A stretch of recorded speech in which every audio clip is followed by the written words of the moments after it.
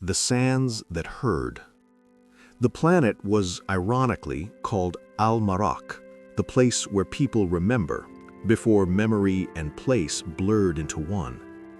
From above, the vitrified masses gleamed like broken veins of bronzed glass, solid pools stretching as far as the eye could see, dunes that no longer yielded to the breath of wind, seas that no longer moved. The whole surface, a field of translucent shells, was the residue of centuries in which men and corporations had treated air like an ore. Colossal filters, extraction columns, engines that drained heat and gas until the atmosphere became so thin that storms, the ones that used to bathe and shape, began to ignite. The fire that danced in the void did not burn organic matter. There was none left. It burns time itself, and in time, the planet vitrified. The narrator watches with compassionate indifference. Whole cities did not vanish in a single night by the will of gods. They evaporated under the cumulative effect of commercial choices. Where a forest stood, there was now a lake of dark glass. Where a village once sat, angular plates reflected the sun like eyes that no longer shed tears. There were guilty parties with consortium names and official seals and figures logged in ledgers. And there were consequences, concrete, profound, that became sound for those who walked. Muffled noises in the crystal, as if the planet kept memories trapped in every fracture. The nomadic tribes that survived called it the glass dunes. They walked the translucent plates in hardened leather sandals and lacquered staves, gathering jagged fragments that shimmered with images when light passed through the crystal. A tree, a laughing child, an animal's face. These were not merely shards of glass, they were the world's memories, lenses that imprisoned specters of sound and color from past times, as if existence itself had been frozen mid-act. The story's heroine, Amara, born under the dust that became sand and who learned to hear the plates whistle as if she were reading sheet music, was one of those nomads. Her people had watched her grow amid the ritual collections, elders breaking the glass crust to free whole fragments, girls brushing the sharp faces so they might shine and reveal scenes of what had been. Amara learned to tame the glass's silence, to hold a piece until the memory inside it spoke. When she held an old shard, she heard echoes, not only images, but vibrations that formed tiny notes, like voices trapped in shells. It was as if the planet kept archives, and at times hoped someone would listen. The desert's voice did not speak in words, but in layers of crystalline sound only a few could translate. That gift made Amara a kind of interpreter. In her youth, she learned from her grandmother how to listen. Tilt the head, let the crystallized wind pass the ear, feel when the glass's fissures compose a sentence. Some memories were small and domestic, the clink of dishes, a market's laughter. Others carried warnings, the final sound of an engine as it breached the atmosphere, the metallic groan of a collapsing tower. There were even recordings of corporate councils captured unintentionally on panels that later crystallized. When Amara probed those panes, she tasted greed as a metallic tang on her tongue. The nomads survived by adapting old hunting rites into a new discipline, collection and cataloging. They kept sites, subterranean galleries lined with sand that served as traveling museums. Each fragment was a piece of history, and each history a warning. The habit became culture. The planet would no longer be stripped without care. Care was a word only some ancient peoples remembered. These nomads had learned. They developed rituals to thank the fragments, believing that by taking, they also returned something to the earth, small deposits of dust that restored trace elements to the glassy soil, as if breaking the memories could, in exchange, release a bit of salvation. Above, the Empire's bureaucracy, seeing the Al-Marak as a resource, made grand plans. But the omniscient, impassioned narrator reminds the reader, big schemes always swallow the small. The Empire's spreadsheets didn't account for restitution, they accounted for yield. Men in suits who'd never felt the glass's heat on their shoes laid roots, calibrated thermal charges, and tested algorithms to restart extractors that would convert the crystalline heat into marketable energy. They called the project Renaissance, a name that promised rebirth while really meaning large-scale repurposing. Amara noticed the activity one morning when the sun rose like a forge and the surface shone like an animal's hide. A squadron of probes passed by, their vapor trails forming micro-cracks where they touched the glass, marking marks. The tribes gathered, having long known the foreign stampede sound, the mechanical herald of colonization. Amara's grandmother, with trembling hands, handed her a fresh shard, a rectangle embossed with a stark image, a tower, rotating panels, a consortium's bold sigil. Amara pressed it to her ear, and the glass sang in warning waves. These were not merely recollections, they were instructions, tuning frequencies that could guide engines. Somehow, the crystal preserved old technology.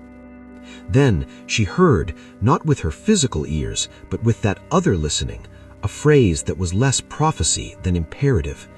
If they reactivate me, I will be the final invention. In the shard's notes lay a closed-circuit inevitability. More extraction meant more thermal storms. More storms would lay more glass. More glass would smother any chance of life. A consuming loop. The story could have chosen waiting and contemplation. Instead, it follows Amara as she rises and walks to the edge of a glazed plain where memories are densest. Through the glass, she sees trapped images, a child pointing at a clean sky, a river that once ran, a tree bowing. The pain these scenes cut into her chest like glass. Amara, who knew how to listen, decides not only to collect memories for remembering, but to save them from repeating. In her palms, the fragment resolves into a map. The world does not only speak, it begs. The scene ends not with battle, but with a decision. In the distance, discharge routes take shape. On the horizon, structures rise like metal fingers ready to touch the planet's flesh. Amara closes her eyes, and a lament pours from the glass, a song she refuses to make into a prayer. She will turn it into a warning. She raises her staff, the nomad's emblem of passage, and whispers to the sand as one addresses a council. Elders, children, memories. They will come, and we must be the voice. The world's burned heart. The Empire did not arrive with trumpets or banners. It arrived as noise, a deep, low vibration that ran through the glass plates like trapped thunder trying to escape. The machine probes sliced the sky in diagonals, descending like metallic birds that never learned to land gently. Every touchdown sent impacts rippling across the vitrified surface in iridescent rings that betrayed the planet's fragility, cracking under pressure like thin ice over deep water. The nomads watched from afar. No hysteria, but a quiet fury rested within them, a hot wind ready to break the stasis. Amara's grandmother, once so steady, seemed diminished before columns of smoke on the horizon. The trembling not of fear, but of righteous anger. The elders breathed with difficulty. The desert, once merely punished, now felt humiliated. But Amara perceived something the others did not. The ground's vibration, formerly translatable as memory, now carried a kind of pain she'd never heard. It wasn't a remembered river nor the frozen echo of a submerged city. It was a present, living groan. The world wasn't only remembering, it was suffering. She crossed the plain as the plates creaked underfoot. What had been smooth now showed micro-fissures that glowed amber in the sun. The ground seemed to bleed light. Amara crouched and touched one fissure with her fingertip. The vibration ran up her arm like a shiver, and then the desert spoke, not in echo, but in supplication. "Do not let them open my veins again." Amara recoiled. Memories had always been echoes and impressions, but now the planet formed a sentence with crystalline clarity. Compressed by centuries of heat, the glass vibrated with an emotional intensity that had become voice. At the plane's margins, the Empire's machines began installation. Towers rose, not the elegant rigs of earlier atmospheric mining, but brutal, reinforced structures, built to survive storms up to 20 times stronger. Engineers moved like ants, helmets reflecting the desert as mere scenery. Their language was cold: flow, production, yield. They spoke of numbers, not life. Amara crept closer, cloaked in the translucent mantle her people had developed over generations, fabric that fooled thermal sensors, a culture's accidental technology born of long coexistence with vitrification. She watched men tending cylinders and rotating nozzles designed to siphon the last microgases. And there, at an engineer's belt, hung a crystalline fragment, not just any shard, but a stolen world memory treated as a tool. The glass still pulsed, trying to break free. Amara felt its muffled cry, like a bird trapped in a box. She returned to camp before the machine started. The tribes encircled lantern light that threw dancing shadows on the glass. The Council of Elders, carriers of hundreds of memories, awaited Amara's report. She set the morning's fragment in the center. It thrummed in alarm. "The desert spoke," she said. The words carried weight. The elders shifted, but no one interrupted.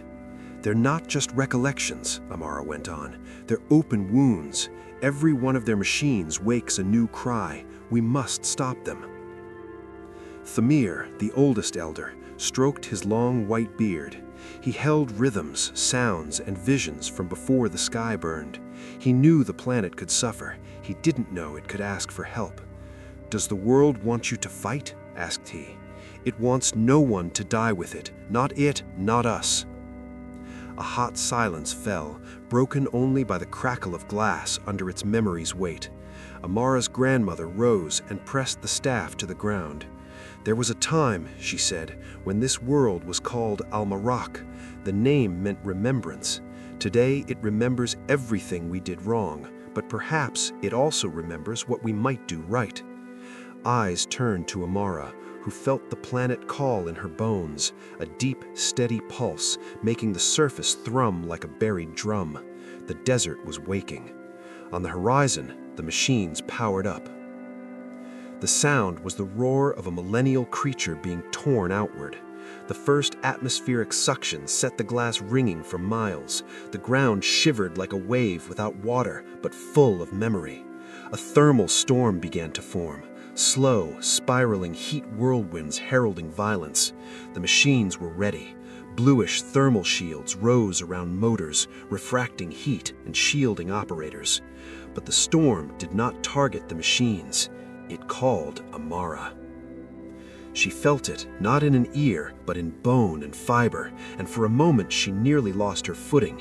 The desert did not want her to merely watch. It wanted her inside the storm. Something there had to be shown.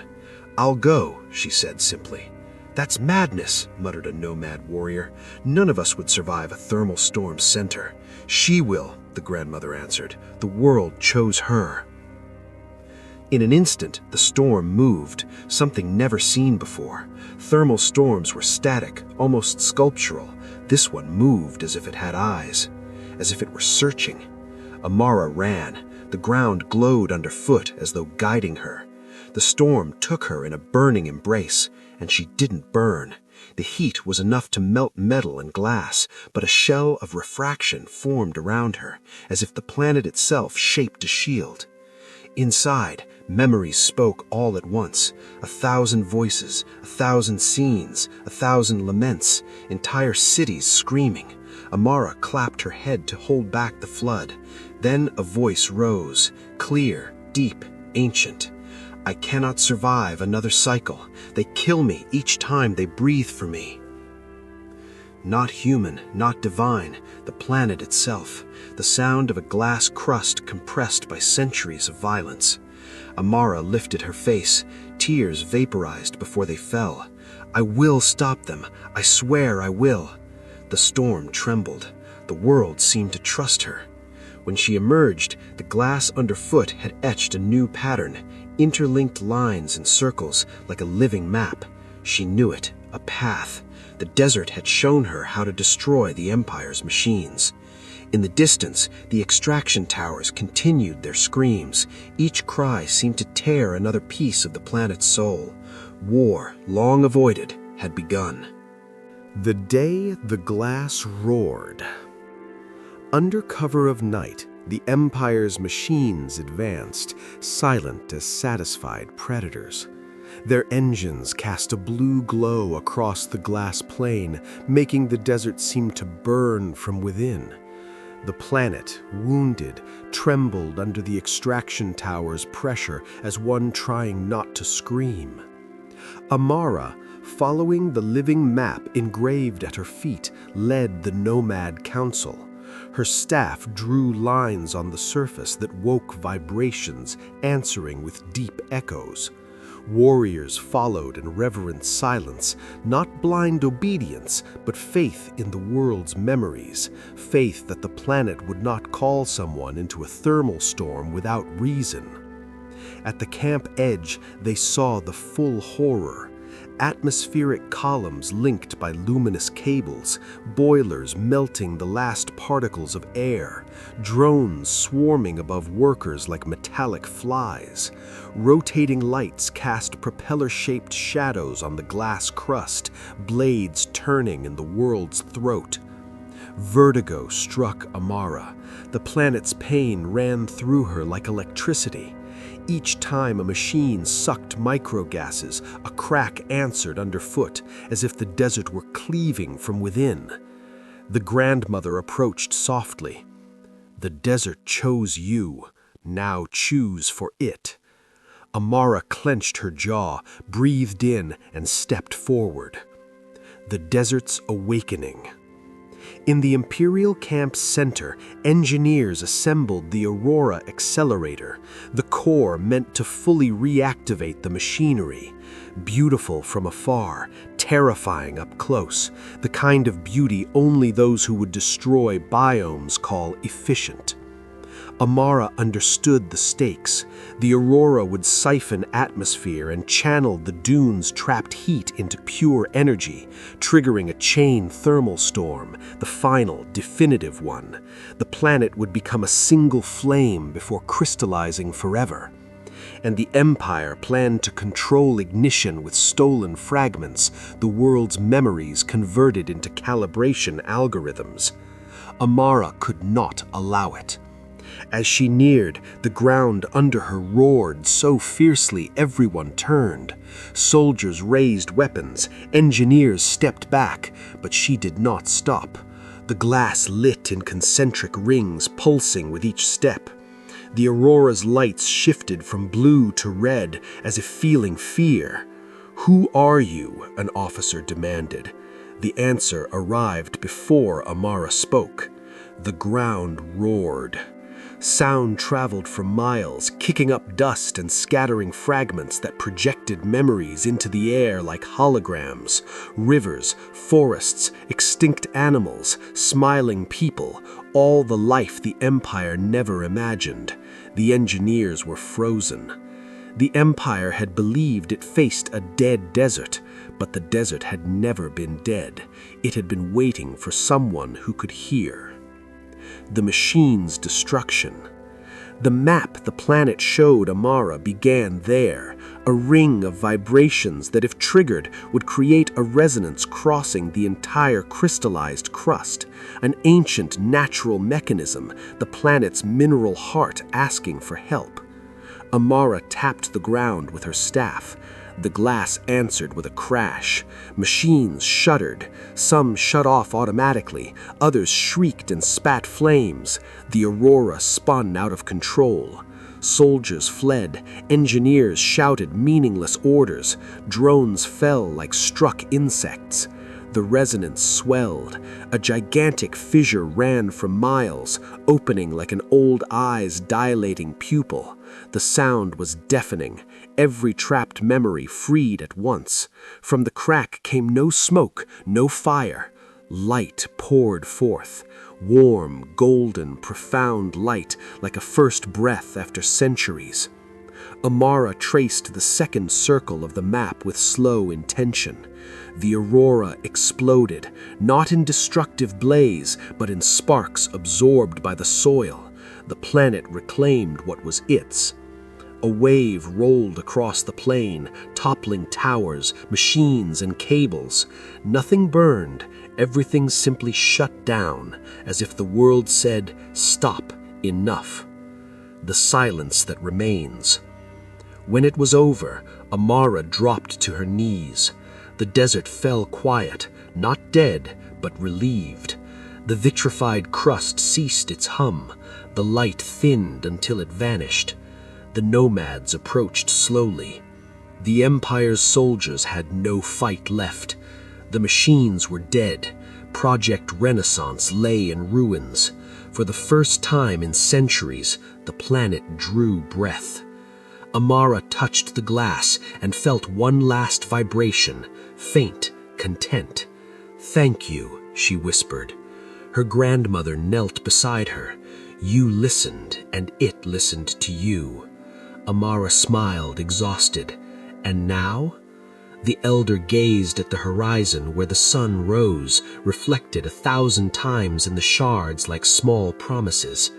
"Now we give back, we replant, we rebuild, not for us, but with it." Amara nodded. The glass dunes would be more than a cemetery of memories. They would become a slow, patient, respectful rebirth, the exact opposite of the Empire's plan.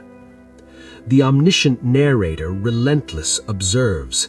Civilizations everywhere believe they can take without returning, reap without sowing, rule without listening. But any world has limits. When it speaks, few have the courage to hear. The question remains, how many planets must still scream before we learn? Amara heard the desert was saved. The story ends, but the message continues. If you believe stories like this can prompt reflection about resource use, responsibility, and listening to the world before it falls silent, subscribe to the channel and follow the next video. There is always another story waiting to be heard.